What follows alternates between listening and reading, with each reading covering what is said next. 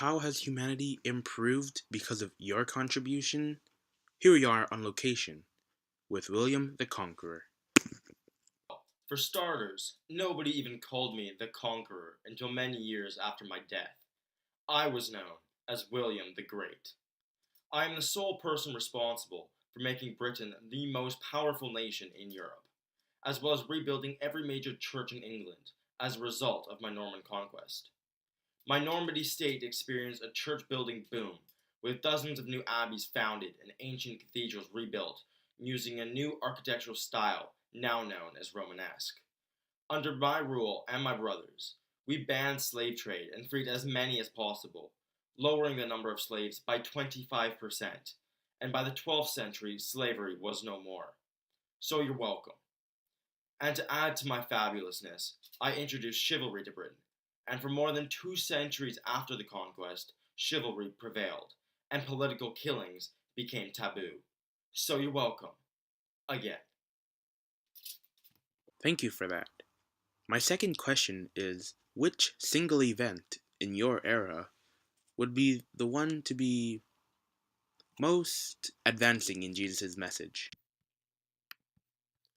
Personally, I think that Thomas Aquinas' Summa Theologica is the best of his work, and the most influential works of Western literature, ultimately changing Catholic views on man and further enforcing the true message of Jesus. His book contained all of the main theological teachings of the Catholic Church, and represents the reasoning for almost all points of Christian theology. The Summa topics follow a cycle consisting of God's existence, creation of man, man's purpose, Christ, the sacraments, and all the way back to God.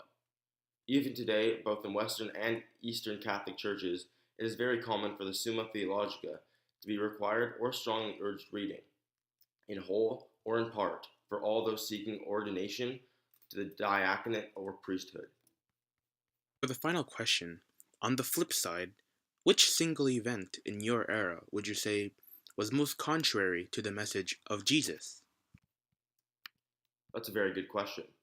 In all honesty, I think that the Crusades were completely useless and did not have a single morally correct impact on the church or Christians, let alone spreading Jesus' message.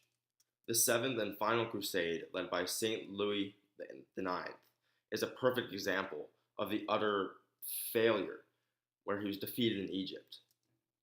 I'm actually stunned at how it took 7 attempts for them to finally realize that the only thing that they were accomplishing was driving a wedge between the church and the Jews, church and the Muslims, Western and Eastern churches, and losing over probably around 300,000 soldiers. Is that really what Jesus wanted? The second commandment given to us by Jesus states that we cannot use God's name in vain, or in other words, that if we truly love God, that we should respect it.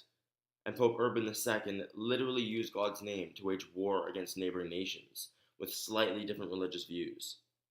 How is that honoring God's name? And the fifth commandment as well says, "Thou shalt not kill." Yet 200 years of war resulted in almost 1 million casualties from both sides.